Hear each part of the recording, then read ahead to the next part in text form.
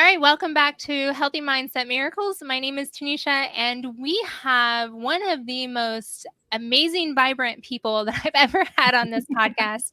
Her name is Neosho Ponder. She is a graduate with her PhD from Howard University. She did this in the young age of her 30s. Unfortunately, though, a year after she got her doctorate, she had got diagnosed with breast cancer. I'm going to let her tell her story. Her story is huge and just amazing. She became an author to an incredible book. And these are things that of why I do this podcast. So, Neosha, thank you so much for being with us. I'm so excited to hear your story. You were amazing. Thank you, Tanisha. I appreciate you inviting me on. I think that when I do podcast interviews, it's always a different, fresh take, even on my own story, because some people want to go this direction, we want to go this direction. So I loved when I actually submitted to be here, because I believe in the power of your mental health and how it Mm. can help you through the not only the darkest days but also Mhm. medical issues. And I know that my mental had something to do with how I survived breast cancer. Oh, absolutely. Because I was reading some of your story and we were talking about it before, we Hmm. started hitting record. And I fully agree with you. I'd like you to tell my listeners a little bit about your college. What kind of degree did you get? And then, you did this at such an early age. It's an incredible defeat to even graduate college in the first place. And then from there, Hmm. let's go into what all happened. Thank you. Okay, well, I am gosh, I'm a first generation college graduate. That is a huge accomplishment in my community. And it's called First Gen for short. And being a first generation college graduate, it was, I didn't think of it. I didn't have it was just kind of like what I did, right? I do what I'm good at. I leaned into it. I've always been a studious child. I'm neurodivergent. I have ADHD, but I wasn't diagnosed until my 30s. So Wow. I didn't know that most women with ADHD, specifically Black women, are very, intelligent and like to learn and really good at Mhm. school, and usually you're in the gifted programs and things like that. And so much of my life made sense though, because I'm also messy, and I used to like get in trouble for not having a clean room and my bed wasn't made. But I was cool because I could just stay in my room and just read or do homework or something. So it was worked out. Yes, I I wonder if graduated. that has I wonder if Mhm, that has something to do with because you have a sanguine personality. Have you ever mhm. looked into like the different personalities, sanguine, phlegmatic, melancholy, and choleric? Not So that personality types. No, I'm ENFP. I will say that through the 16 personality types though. so sanguine personality, they're extremely fun, vibrant people, but they can live in their mess and be okay with it. And I'm the Yeah, same way. We're yeah. very hyper vibrant people, but like if our room's dirty, we don't care. We'll just read a book and that doesn't I affect mean, us it one just bit. because my mess doesn't necessarily mean that it is a mess to me. Mhm. And as I've gotten older and I'm medicated and everything, I do try my best to create some sense of organization and whatnot. But I disorganization to some people, it may be organization to me. And I've been Yes. like reprimanded at work for having a messy desk, but I know where everything is. And so it, Mhm. it made me a bit paranoid at times to even have a desk where people could walk by or something, because I didn't want to be reprimanded again, because it wasn't like Mhm. I'm being lazy or something, which is a horrible stereotype of people who are neurodivergent. Mhm. People with ADHD are not lazy people. We just process Right. things differently.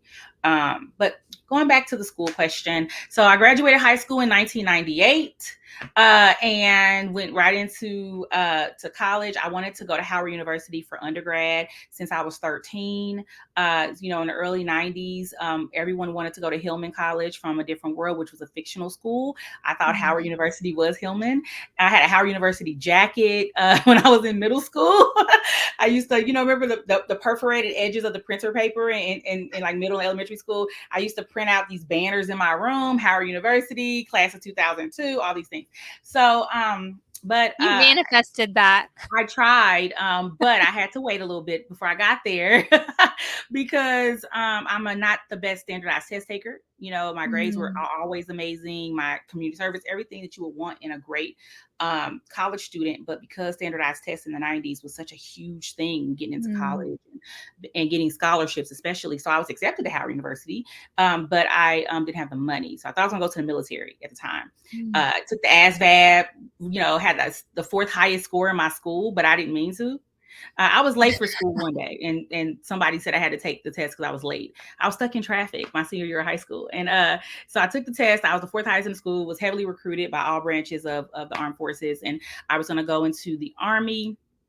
But week before I was supposed to sign, I didn't want the government to own me for 4 years, so that there Mm. with my Howard University money.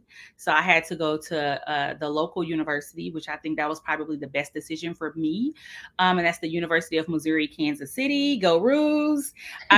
So I went to UMKC. I pledged my sorority. I became very active on campus and in my community, and then when I left Kansas City at 25, I thought I was going to go to graduate school in California. So I moved to Southern California at 25 to go to graduate school, and I didn't like Southern California. And I knew I wanted to go to Howard for my PhD, but I had to get a Mm. master's before I got the PhD. So I was like, oh, I'll just get a master's in public relations. That's kind of what I've been doing anyway, kind of like freelance. And then I decided, oh, I'm not going to go to USC for grad school because I don't like living in Southern California. So I ended up getting a great opportunity to travel the country teaching, doing conferences. So, and that allowed me to move to Washington D.C., where I've been since 2006. And I applied to Howard the first time, did not get in. Okay, Oh, for grad wow. school, yeah, did not get in. And so what I did was I said, okay, I'm gonna reapply. Cool. I was gonna say it didn't So stop you. You had a no, no, dream. no, no. Plus, I didn't think my application was the strongest anyway. So I just had to go back to the drawing board. I had to be strategic about who I had to write my letters of recommendation, what my research interests would be, and all these different things. And I retook the GRE, which is like the SAT or ACT for Mhm. graduate school, right? So I retook the GRE, got a higher score on that, and yeah, and I started Howard University in the fall of 2008, and I stayed there until the spring of 2015. So I earned a master's degree at Howard University in mass communication and media studies and a PhD in communication culture and media studies. So I was That's at Howard longer than fantastic. most people. Yeah, and I But and I you had the opportunity to teach as well while I was working on my doctorate. So then I taught at Howard throughout my doctorate, and then also the year after I finished school as an adjunct professor. So I taught at Howard for 5 years, and it was an amazing opportunity to do that. And I'm proud to be a two-time alum, two-time Bison. Love it. well, you stayed focused. You knew what you wanted at a very young age. You stayed focused till you got to that aspect of getting it done, and then you accomplished it. That's huge. Like, Thank you. you did the one thing that a lot of people wish they had done. Like, I wished I would have focused on school instead of focused on guys when I was younger, and I would have been able to accomplish those things. But I appreciate people like you who have, and that's wonderful and beautiful that you took the time in yourself. You invested in yourself Thank in you. order to be able to do more. Now, you graduated, and then what happened? Well, I just want to compliment you as well because, and this is what I have to tell my family even.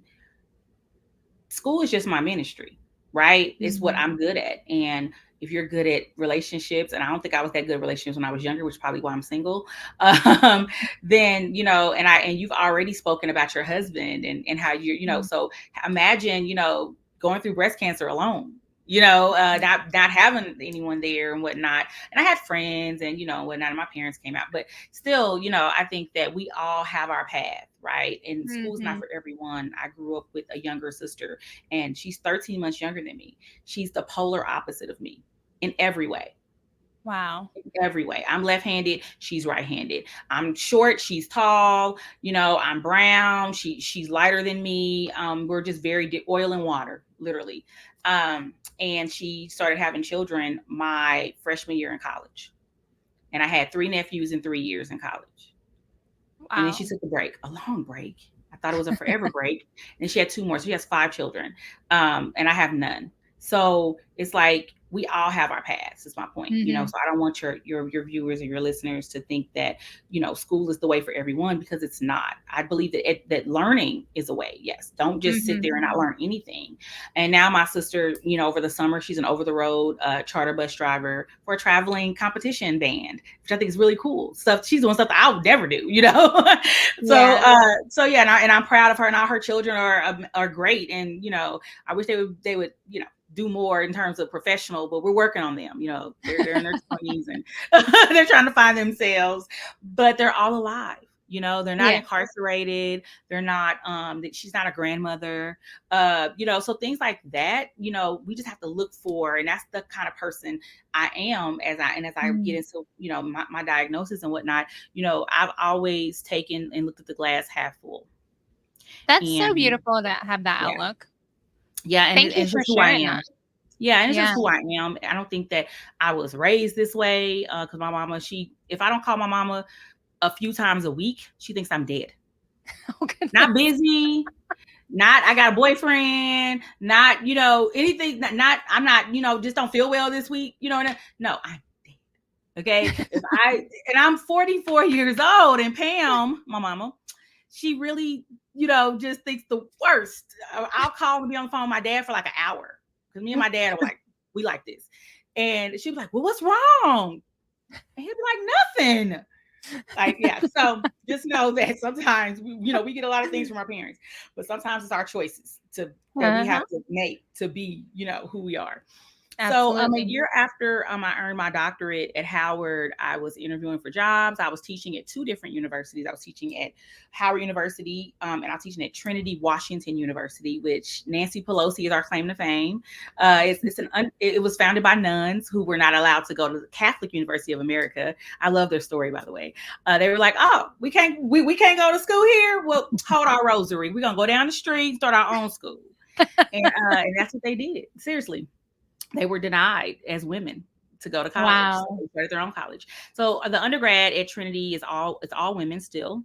And then now they have a graduate program, and then they have a professional studies program. And I teach in the graduate school and the School of Professional Studies at Trinity. And I started that the year I graduated, and I've been doing it ever since, even through treatment and everything. So a year after I finished my doctorate, on Fridays I didn't go to campus. I didn't, I just chilled out, caught up on my DVR. And I was on the phone with my sorority sister, and she was talking to me about this juice cleanse that her and her husband was doing, because they were trying to get healthy, and they wanted to have a baby and all this stuff. And I was like, oh, I'm about to start the green smoothie cleanse. And we were exchanging our little stories or whatever. I had already gone to the grocery store to get all my stuff, and I'm laying in bed, and this is in the afternoon. I'm not gonna lie, like I just laid in bed all day, and I adjusted my boob in a tank top. Like the way it was twisted, instead of me untwisting the tank top, though, I pulled my boob back into the tank top. And when I did that, I felt a lump. It was just that simple. It was nothing, I wasn't, in the shower or anything, like all these like dramatic ways people discover their lumps. No, it was just, I just like pulling that boob back over in the tank. And I wasn't a busty girl or anything, but yeah. And my heart dropped, and my sorority sister was still talking. And I was like, stop, wait. And she was like, what? I was like, I just felt something in my breast. So give me a minute. And I had to take a beat, because I couldn't believe it. And I immediately touched the other side, because that's typically where our mind goes. Well, a lot of people's minds go. I touched the other side. I didn't feel anything. And I touched it again. I was like, and I looked at the clock, and it was 5:37 p.m. And I heard God say, this is why you can't find a job. I have a bigger job for you. And in hearing that, I knew my life would never be the same. So for the next 3 years, from 2016 to basically 2018, you could say, I dealt with all the things related to breast cancer. I did fertility treatment. I had to undergo chemo. I had to go undergo radiation. and then I also had a reconstructive surgery after radiation, but it wasn't that smooth. I just am listing them, but there was like gaps and issues, and the biggest issue was I suffered from a radiation burn for an entire year. Can you And explain to our listeners what that is? What is a radiation burn? oh my gosh, so radiation is to kill, any lingering cancer cells that was left over from chemo. Okay. And the radiation goes specifically to the area where your tumors or tumor was. And most of us, no, depending on your diagnosis, right? So I was diagnosed with invasive ductal carcinoma, stage 2B. And stage 2B means that my tumor was 2.8 centimeters, and I had one positive lymph node. Okay, so I was 0.2 centimeters away from being stage 3. And the one positive lymph node meant that it was possible that would become metastatic in that moment, in that the cancer would spread to other parts of my body. And it's just God. Okay, that's how my faith is set up. You can say the universe, whatever Mm-hmm. you believe in. Something said we're going to stop it here. Right. And that one lymph node, I'm so grateful that it was only one. Now, was I mad it was one? Yeah, because that meant I had to do radiation. Because I tried to push back on radiation actually, and this was before I even had the burn or finished chemo, but I couldn't because I had that positive lymph node. Mm-hmm. So radiation is where they radiate the area, but when they're doing it, they're supposed to tell you to moisturize the area with specific ointments and stuff, or lotions and stuff, and I wasn't told that. And then I was supposed to get 25 rounds of radiation, and by my 13th round I started to see tearing under my armpit, which is normal. The top layer of your skin will burn off or whatever. It's fine because healthy skin will 21st treatment, I started to have pain on the bottom of the burn of the radiated area because I had no boobs. I had a double mastectomy by this time, and it was like these bumps or something. And I later learned those were blisters, and I was in extreme pain to where I had to be prescribed opioids for pain. And it's at the height of the opioid epidemic, y'all. So that was crazy, 2017. Because I couldn't, it was like no pharmacy in the District of Columbia would fill my prescription. So I had to find a pharmacy over the line into Maryland to fill my prescriptions, unless I went to a Wow. hospital pharmacy. But the hospital pharmacy, you have to sit there for. Uh-oh.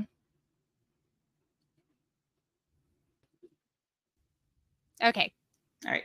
So by round 13 of my radiation, I noticed some tearing in my armpit. And the that's normal. Usually the radiation will burn off that top layer of skin because it's radiation. It's a how do you say, like a ray. Yeah.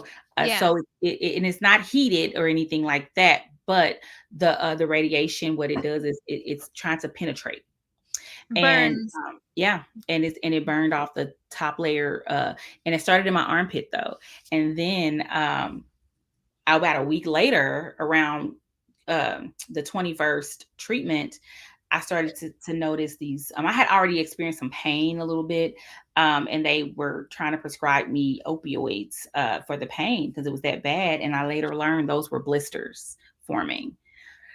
And then, I'm so scared.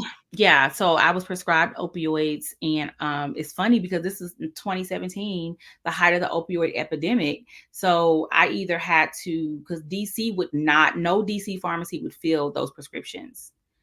Only hospital pharmacies in DC, or I would have to go across the line into Maryland. So, but the catch to the hospital pharmacies is they would want you to sit there for 4 hours to make sure you're not going to start withdrawal before they fill your prescription. Isn't that the craziest thing? But that's just how Wow. bad the opioid epidemic was, right?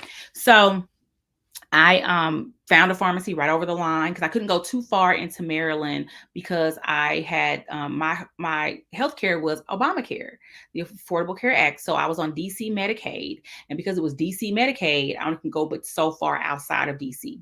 So I went Mm. right across the line into Maryland and found a pharmacy, and and that was just, really hard to have that pain and to know that this is what's happening.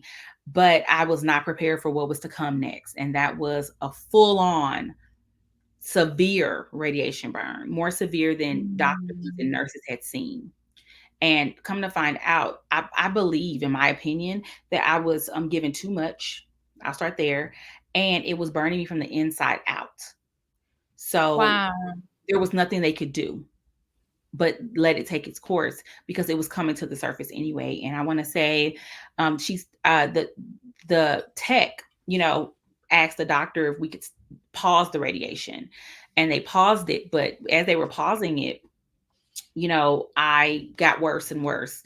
And it got to the point to where I had a full on, whatever the degree burns you get, where they Did you had to have do. scarring? Oh yeah, severe scarring. I can Yeah. So, I still have scarring. So I'm Okay. recovering now from a revision surgery, and then my armpit here. Yeah. But, Wow. there was no boob here. Let me be very clear. Okay, it was like nothing, and eventually it burned off all my skin, the little bit of tissue I had there, to where I had a thin layer of muscle and then my ribs essentially. And I had to wear a bandage over it for a year. The radiology clinic that I went to, I'll never say who the doctor was or the hospital. I'll never tell that. But because this isn't something that's common enough for me to start saying that, but the doctor was only at that hospital once a week. So that was already a problem. And so I would have to wait an entire week to see the doctor again. And that was what was hard for me. It got to the point where I even had to go to another hospital where the doctor was working to get my prescription. Because going back to the opioid issue, when you are prescribed opioids, doctors cannot call in the prescription, or the pharmacy cannot, when hospitals can't call, unless it's the hospital pharmacy. So if it's like I go to CVS. If it's a CVS, Walgreens or something, you have to have a paper prescription with your doctor's signature in hand. So Mhm. every 30 days, not 30 days, I'm sorry. It was every 10 days. They would only give me 10 pills at a time too. So that's not the problem. Every 10 days, I had to go to my doctor, get a prescription, go to the pharmacy. And mind you, I'm doing all of this when I could barely put my arm down. And I'm driving myself. I don't have family here or anything, anybody to drive me around, all this Wow. kind of stuff. And so as time went on in 2017, I started to carry a bandage bag because they told me that they would not do my wound care in the radiology clinic anymore, that I had to do it myself. And it's not easy taping your own body and securing Mm-mm. something like that. Um, and then on top of that, I'm allergic to certain adhesives. Go figure. I learned that after my double mastectomy, that I can't have certain adhesives because it burns my skin. So the So only your tape skin's that very sensitive as it is. clearly, yeah. And so the only tape that I could use was Band-Aid brand paper tape. Mm. Okay. They only sell it at Target. Oh, wow. Wow. They don't sell it at Rite Aid, Walgreens, CVS. I don't shop at Walmart. They only sold it at Target. So I would go to Target and clear the shelf. It would be like 4 boxes. Most of the Targets, the shelves are full of it. It's 4 boxes. I would grab all 4 boxes. Mm. Yep. And I had to go to CVS to get ABD pads. And then eventually I had to walk around with a roll of saran wrap. Um, it was a whole thing. It was a lot I had to undergo. And then in the summer of 2017, I woke up with chills. And it was Mm. summer, it was June. And come to find out, I had an infection in my chest wall called cellulitis from the burn. And my temperature was 103. And they thought Wow. that I was going to become septic. And Mm. that was a true fear. So I was on heavy antibiotics for 4 days. And what people don't realize is when you lose a parent to sepsis, which I did a year Mhm. prior, And this was my first Father's Day without my biological father. And then on top of that, I'm in the hospital fighting the same thing that, that he That died of in a different way. that causes psychological issue right there. There it is. Yep. Mhm. And so it really freaked me out. That hospital stay was very traumatic because I had never spent the night in a hospital. Mhm. Breast mastectomy was outpatient. Wow. Yeah, I had a double mastectomy and I got to go home. So the fact that, I'm spending the night in the hospital for the first time in my life. Again, I've never had children or anything like that. I've never had health problems. And that's the joke too. It's like, okay, guys, like, okay, you ain't never had a health problem, so I'm gonna give you a big one and you're gonna do it, you know. And so that was very traumatic, to the point where I wanted to die, Mm. and not take my own life, but I was just ready to go. And Yeah. I told God that because I was in so much pain. They couldn't give me pain medication very much anyway, for fear of addiction. And Jesus said that one night, he was like, "Did you hear my sandals come down the hallway? Okay, then it ain't your time. Roll back over and keep watching Grey's Anatomy." And I say this in my book. I mean, that's exact because I was watching Grey's Anatomy on my laptop at the time, seriously. Uh-huh. And FYI, hospital shows like that were very cathartic for me while I was sick. So I've watched ER all 15 seasons probably twice. I've watched Wow. all of Grey's Anatomy probably like 4 times, all of the seasons. And at the time, back then, it was probably about 15 seasons or so of Grey's Anatomy. Mhm. Um, but things like that are quite cathartic, because it does take you away from your own situation. Mhm. Um, it's kind of like you're watching other people go through stuff.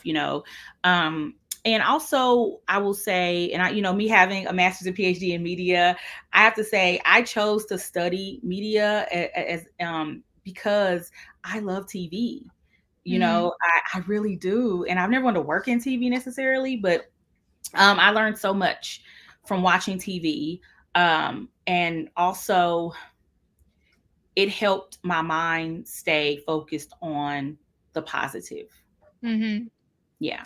It took your mind off of what you were dealing with in the Mhm. moment Yes, so that ma'am. you could focus on other things instead of focus on the pain. And a lot of people I was just talking about that on my last episode that we Mhm. recorded. We were talking about how a lot of times we want to mentally escape.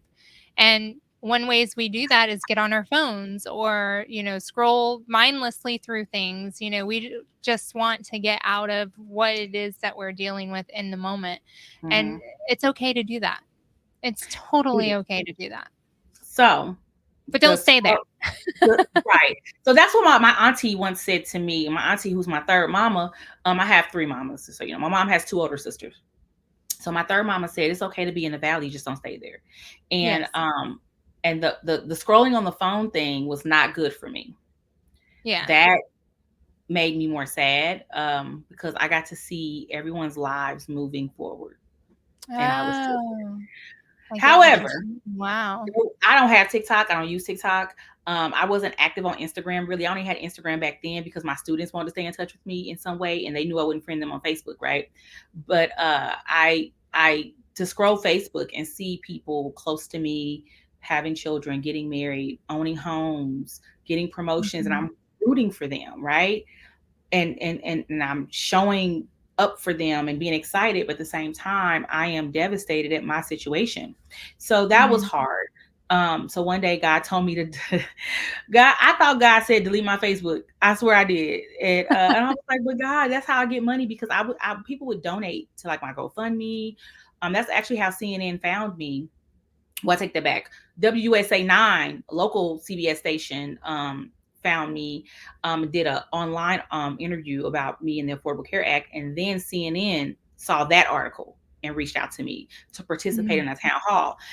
But yeah, I had to post on Facebook, and I created even a secret group to even get more personal about things on Facebook with close friends and family because they are the ones who were paying my bills. I didn't have a job. Mhm. And then when I thought I could get a job after radiation, the burn happened. So I'm going to job Right. interviews with a bandage on my chest that no one knew. Thank God for Wow. suits to cover up. Yeah. And in pain and dealing with all that on top of me trying to get a job. Didn't get a job, but that's because God already told me to sit down somewhere. So I will say that when I realized he meant to delete majority of my Facebook friends, Mm-hmm. I didn't know at the time. This is another joke. I didn't know, one, there was a mute button on Facebook. This is when they first started the mute button. The first week of mute button was when God said delete these Facebook people.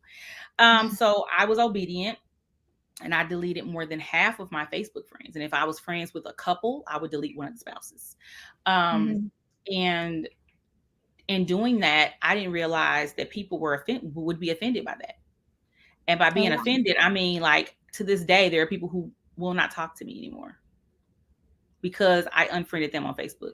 I remember getting a really long text message from a sorority sister, and her mom is a survivor. And and at the time, I'm going through hyperbaric oxygen treatment. And if you don't know what that is, hyperbaric oxygen is when you have wounds that won't heal, and they have to put you in a tube to mm-hmm. oxygenate your blood to expedite healing. Okay. Right. At the time, I worked a contract job from 3 to make sure I get this right, 2:30, 3 p.m. basically to 12:30 at night. Mm. Then who goes to sleep right when they get home from work? Most people don't. Nobody. I end up dozing off at 4 o'clock in the morning, waking up at 6 to get to the hospital and get in the hyperbaric oxygen chamber by 7:30, as close to 7 as I could. By 7:30, I'm in there for like 2 hours or so, and Did I you take sleep. naps in it? Oh, I had to. I mean, Yeah. I sleep in the MRI machine, girl. It don't. I tell people, whoever sits next to me on an airplane, I just let them know I'm not gonna make it off the runway. So I hope you have a good flight. Don't worry about waking me up. I just, it's the hum of the plane, right? It's Yeah. the hum of the machine. And then Well, and also, you're always high vibing, and so when you have to sit still, you're mhm, automatically gonna go to sleep because you're just relaxed. yeah. Yeah, and that's something I've learned. I underwent 10 hours of testing to be diagnosed with ADHD. And I also learned that, it's hard for my mind to just ease down. That's why I go to bed so late, no matter how early I have to get up. And I don't need much sleep either to function. Like most people wouldn't know if I had a couple of hours of sleep last night, because that's just Mhm. how my brain is wired. So yeah, and it's cold as well in there. So they push you into the tube. I have pictures of it on, like, so, and when we get into my book, I'll tell you more about that. But you can see pictures from each chapter of my book on my website, but it's only accessible if you have the book, and we'll get Mhm. into it. But I have pictures to show people the tube, and it's a tube. It ain't wide, and I don't know how a really big person would be able to undergo hyperbaric oxygen unless it's like one of those big machines where they could put several people in. I saw it on Grey's Anatomy. They do exist for hyperbaric. But anyway, I did that for 4 months. 4 months, Tanisha. After 4 months, my burn still did not heal. It was still Wow. there. So fast forward, I had already been meeting with a plastic surgeon for my reconstruction. I had to rethink the type of reconstruction because of my burn. And then I ended up and so all these things kept happening to me. It's like, that's why the logo for God's Got Jokes is a jack in the box.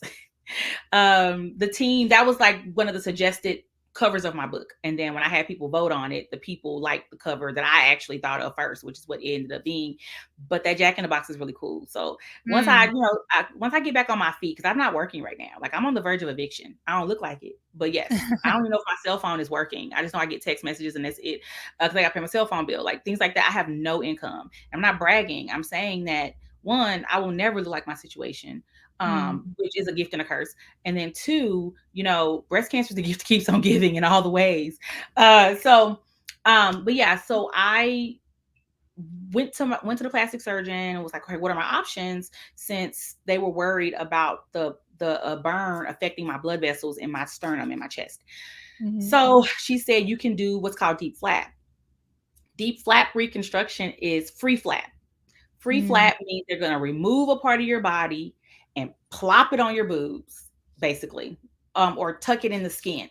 But since I had no Mhm. skin on this side, I had skin on this side though. Okay. So had skin on this, no skin. They had to use my entire stomach. Thank God Wow. I've never had children. I have beautiful, smooth skin, I have to admit. Thank God, because this could, I mean, it still looks weird. But the only reason, okay, let me rewind. When I was first diagnosed and I talked to my breast surgeon, I said, can I have them both removed? And he was like, whatever you want. He didn't push back. Some people's breast surgeons push back and say, no, you only can get a single mastectomy or a lumpectomy, which will they just take the lump, they don't take your boob. Mm-hmm. And I said, I don't want the stress of thinking about the cancer coming back. One, two, I don't want to potentially feed my babies cancer milk from the other breast. And then Mm-hmm. three, which is my main reason, I'm gonna say it right. I wanted my boobs to look alike. The joke was so on me. God is hilarious. This is not Neosho. This is God laughing at me because the whole reason I had a double mastectomy is for my boobs to look alike. No, they don't look nothing alike now. Absolutely not. And then just the I have to like set this up. They are from different parts of my body. So this side, which is where the cancer was, this is my stomach. No problems. She plopped my stomach up there. It was a Hail Mary, by the way. She didn't know if it was gonna work. Plopped my stomach, uh, sewed together my blood vessels. The most important thing about this type of reconstruction is that your doctor, your plastic surgeon, is a certified microsurgeon. Most plastic surgeons are not microsurgeons, okay? They're cosmetic. Mm-hmm. Microsurgeons can sew together those small blood vessels, right? And then on this side, what she did was she took my stomach muscle and tissue and tucked it inside of my breast tissue, my breast skin, right? I'm in recovery for 2 hours. I wake up, I'm in pain. When you wake up from surgery, have you ever had surgery? Yes, I have When you multiple wake up from times. surgery, you don't feel pain. You feel like achy and groggy and Mm-hmm. like you're hit by a bus, is what they tell you. No, I felt specific pain. Come to find out, this side, the non cancer side, my body was rejecting it. That's the joke. Wow. Like, it wasn't even no cancer over there. My body was rejecting it. So they had to rush me back into the operating room to try to save it. She Wow. did not save it. So I woke up the next day in recovery with one boob. So I had one boob for 3 months, and we went back to the drawing board to figure out what body part we can use to reconstruct this. Why do I keep saying body parts? Because a lot of women think that you have to have implants. The Mm-hmm. human body is a beautiful thing, and the way technology and knowledge is evolving, they're able to use your body if you have enough fat, tissue, and skin, right? So thank God I've always been a curvy girl, and I had enough anywhere they wanted to take it from, really. So 3 months after my deep flap failure, which less than 1% of people, and I literally had to find this statistic to cite it in my book, less than 1% have failed flaps. I'm the 1%. So they use my back. So for all athletes Mm-hmm. out there, you're probably familiar with this muscle. It's called the latissimus dorsi muscle. The latissimus dorsi muscle is the muscle that is right at your bra line on your back. So right back here at the bra Mm-hmm. line is your latissimus muscle, right? What they did was they took that muscle for the Southern and for the Black folks out there, they wrenched it around. You know what wrenched it around means, right? They did not disconnect my blood vessels. They wrenched it around. So they swung the latissimus muscle over and put it in my breast skin, right, to form this boob. And I had to have Wow. this boob reduced because it was a big old. I was like, I think my back wasn't that fat. There's no way. Yeah.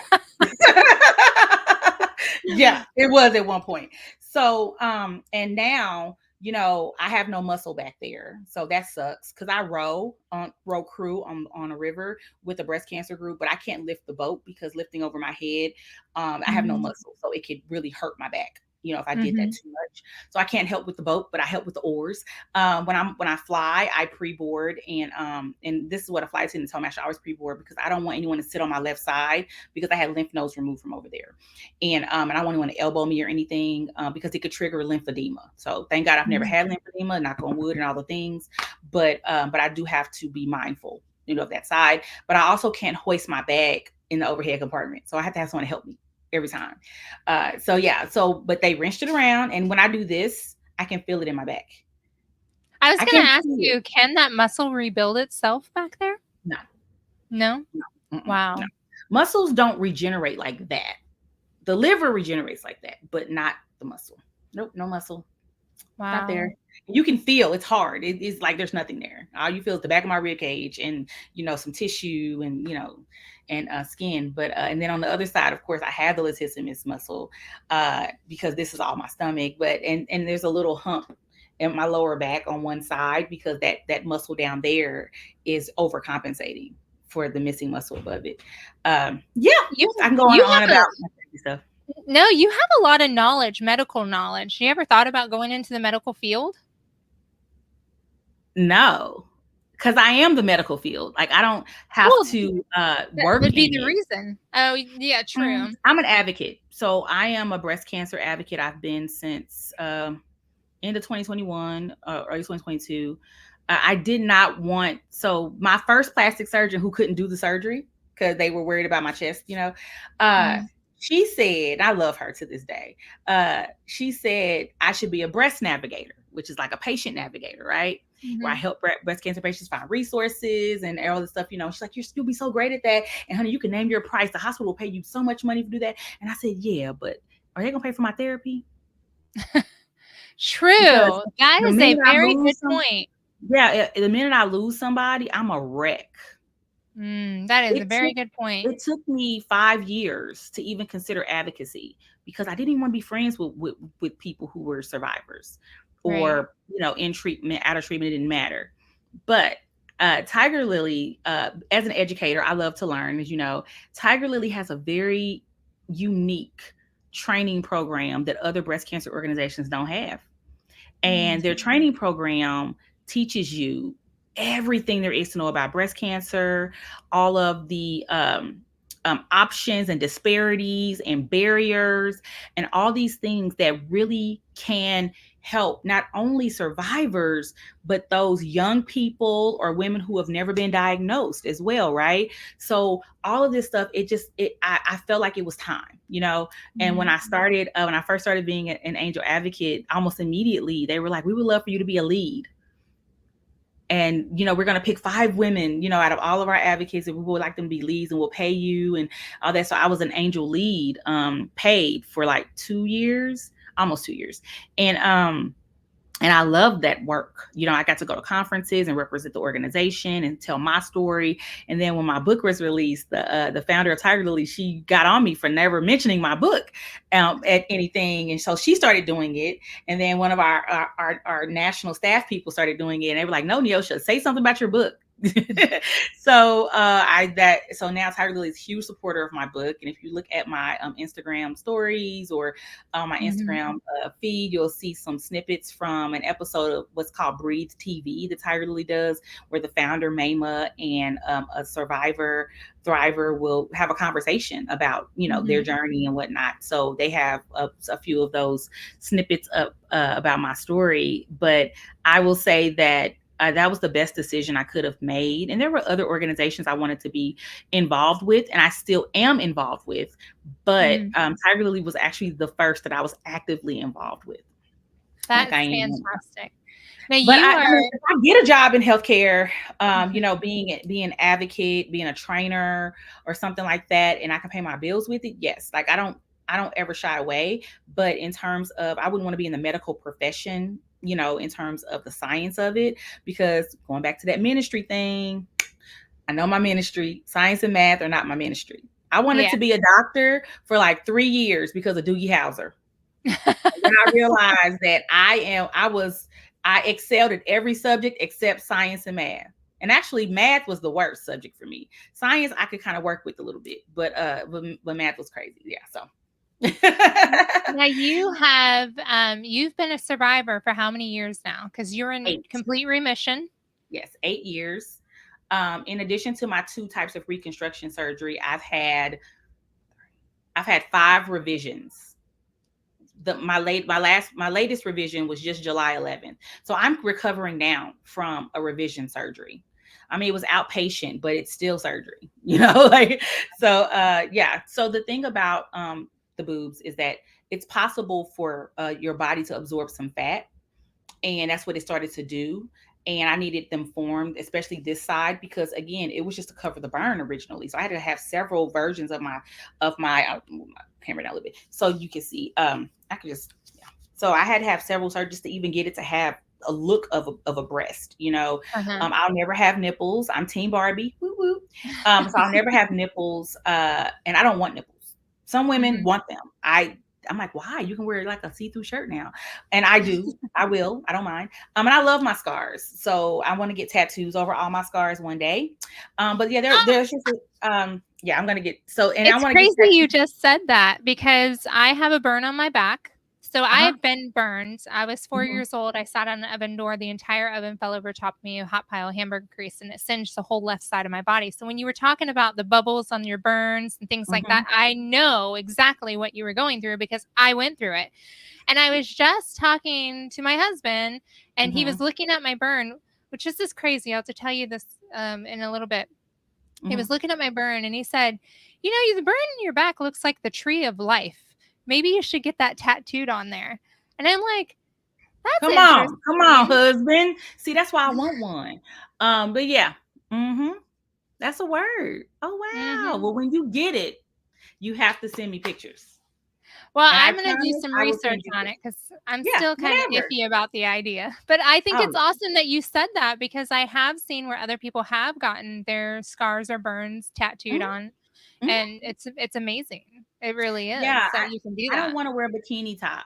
So this is every time I say it, I laugh a little because I know it sounds crazy and whatnot, but like you will not know that these are like, you probably would think I'm trans or something and I don't have nipples or something, because I want my tattoo to cover my entire boob, literally. Mhm.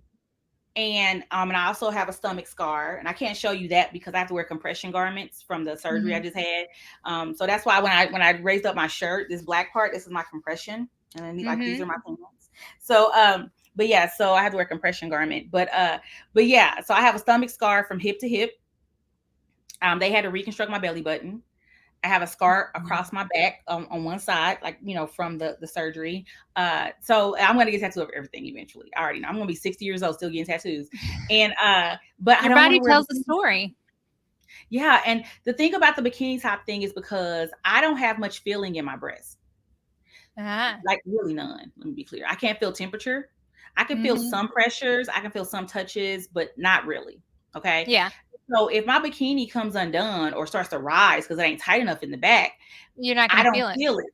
So my friends one time were like, because it was like, okay, and I was like, Your oh, boobs. okay. I said, yeah. So I was like, oh, somebody tied this tighter, because the person that tied it for me, they didn't realize that I can't feel how tight it is anyway. So tie it as tight as you can, especially on this side. So they didn't tie it tight enough, and that's why it kept coming up.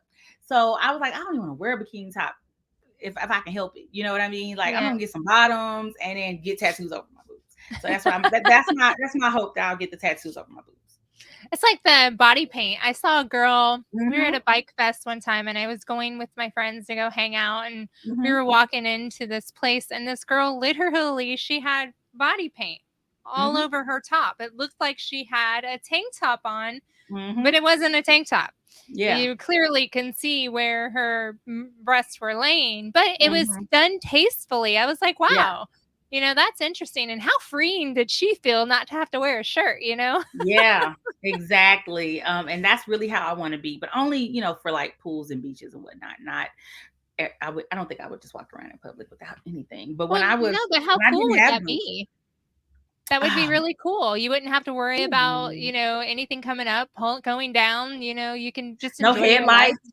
That's the thing too. I don't have headlights. You know what I mean? Like, so I tell people all the time, for all these people want tattoos for their nipples, that's psychological. And I'm not judging. When we talked about the judging thing, I'm not Yeah. judging, but I just don't understand. Like, Yeah. You're like like, "You I could do know so many other amazing things." that part. And Yeah. even in dating, I will say, and they don't know this, but men really can make or break a woman's self-esteem after Mm. breast cancer. Yep. And I've been grateful to have been with a couple men since, you know, all of the things came back, like my sex drive that came back and all this stuff, you know, my self-esteem and all that. But I've never had anyone that I've actually dated treat me like I'm gross or oh my god, these scars. Like men don't care. Like Mhm. they work with whatever you got and they make it work. So I am that was something that I kind of, you know, was concerned about, to be honest. And Mhm. that was a big reason why I wanted reconstruction, because, you know, I was 36 when I was diagnosed, never married, no children. You know, I'm like, how am I going to date with no boobs? Like, that's Yeah. weird, you know? So at least I have something. And I always tell them, you know, whoever I'm with at the time, like, you can do whatever you want with them. I can't feel them. And I dated this guy back in 2021. It's like still during the pandemic and stuff. And we would stay over at each other's houses. And we dated for like 5 months. And he didn't believe that I can't feel anything in my boobs. And he used to keep his bottled water on his balcony. And it was winter time. And he laid a bottle on my breast while I was asleep. And And you I didn't was even still asleep. flinch. No. And Didn't even flinch. what I felt was the condensation that ran down to my stomach, where I do have feeling. So I woke up and I was like, what is that? And he was like, you really didn't feel that. And I'm like, feel what? The water on my stomach? Yeah, I felt it. And he was like, no, I laid this water bottle on your boob and it had laid there for a long time and you didn't move. And I was like, yeah, because I can't feel anything in my boob. Why would you? He's like, I just thought you would have felt it. No, I don't feel anything. Yeah, Wow. so that was really funny. We laughed about it. But yeah, but I tell them whatever, you know, it's all for you. It ain't I don't get no pleasure out of it or anything. I get pleasure out of you being pleasured by touching them if you want it. But that's it. Yeah. I think they're just fascinated by something different, you know? Oh It's how yeah. we feel like I had one guy that we didn't even sleep together, but he was just curious. He was like, can I just see? I'm like, sure. And that's the thing too. Most breast cancer survivors are not shy because we've had Mhm. so many people. I If mean, you're in everybody's already remission, seen it all anyways. exactly, you know, but I'm not a shy person. Mhm. And if I am shy, you won't know I'm shy, right? So Right. I'll like that, it'd be like I'm covering it up, you know, that defense mechanism by being extra about it. But yeah, even when I had clearance, because you know, I had clearance for what 4 months before I had the uh You my double mastectomy. explain who Clarence is because Yes. I know who Clarence is. Yes. Okay. So Clarence is my tumor, was my tumor. So how I came up with the name, I name everything. That's something that I'll say. Like my latest clip from Tiger Lily is like name a thing, right? It's okay to name a thing. So I name Clarence. Clarence because the I had 2 weeks between when I found him and when I went to have my mammogram and ultrasound.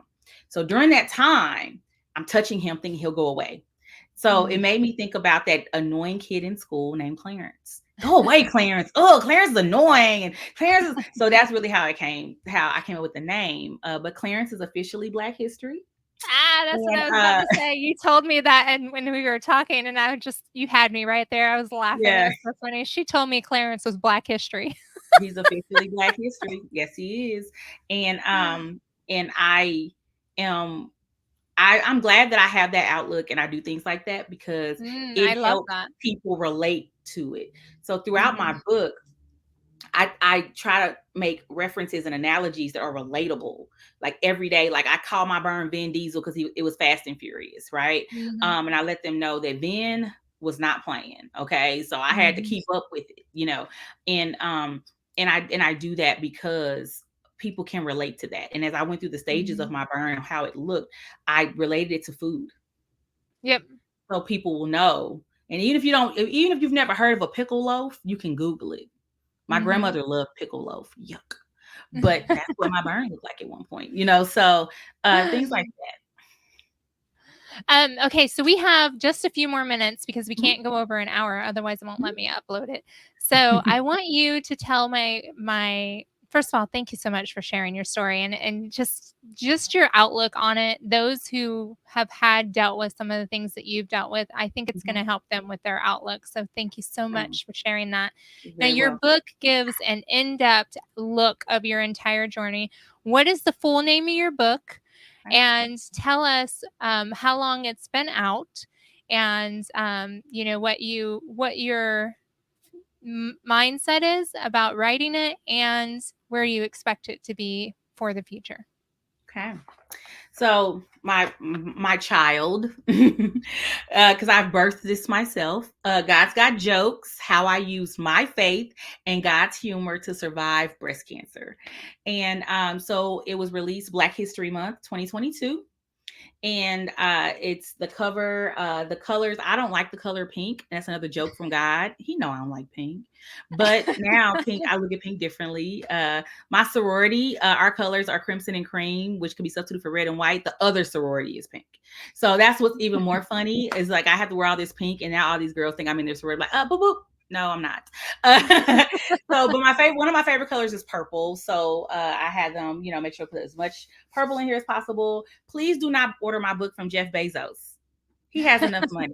Okay. Order directly from me, please. I really appreciate it. Also, if you order my book from Amazon, I won't be able to sign it. I won't be able to emboss it, and you get a little gift from me. So it's not just a book you're getting. You're getting a connection. You're becoming a part of my author village.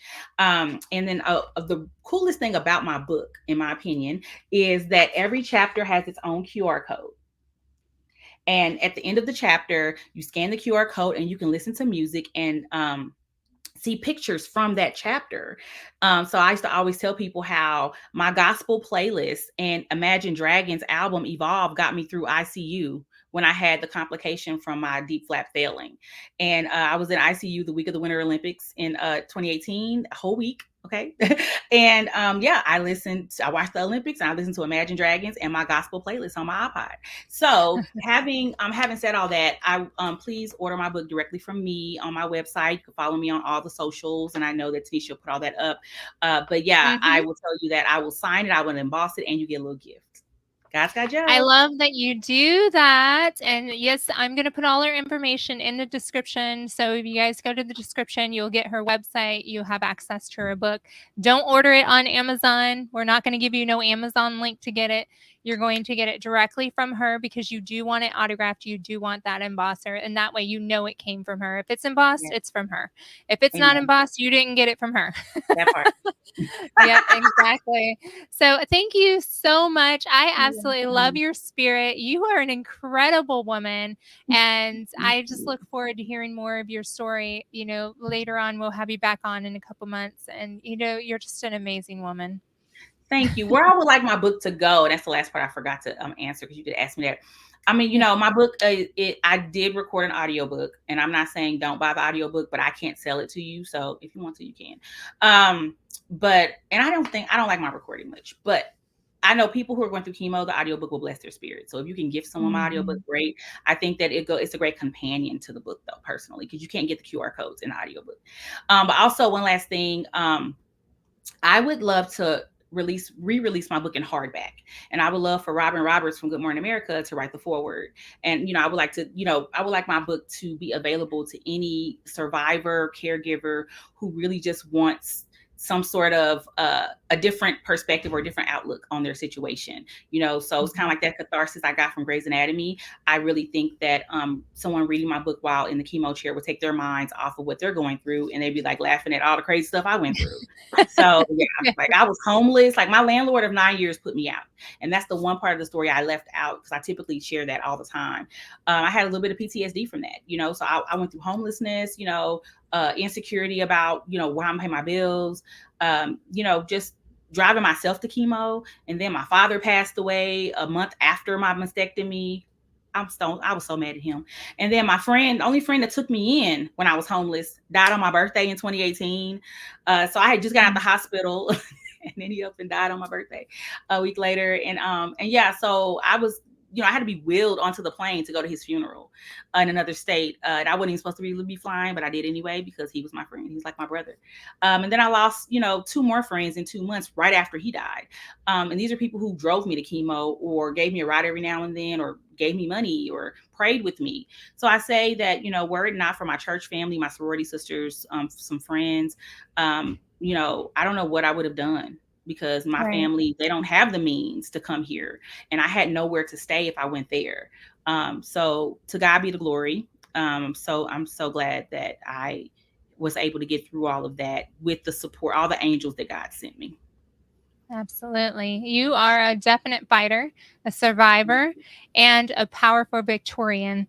Thank So you. I thank you so appreciate it. much for joining us. Listeners, go ahead and go to descriptions, get the information, and we'll talk to you again soon. God bless.